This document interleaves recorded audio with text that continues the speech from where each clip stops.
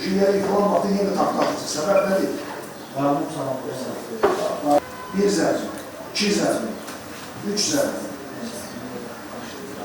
Yenə də işin atılacaq. Hər şeyə baxıram.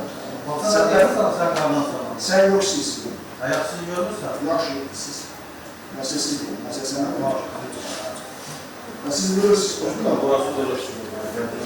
Yeşillə vurmada davam edirsiniz. Təqsirləndirən şəxs görsüz aralaşdır.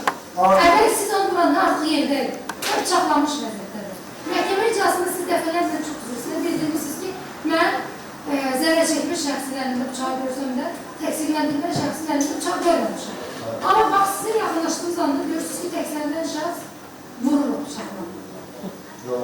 Eyvah o bıçaqla olursa, yazılı indi görürük biz.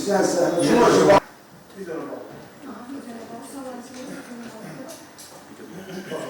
İşte gördüğünüz şey iş yani sizin olarak gelmeyi, bütün telefon çıkarmakları yıkanır. Millet ancak mağazanın verip ne salmalı.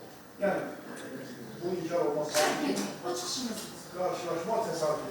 İsim diyeceğim. Karşılaşma tesadüf.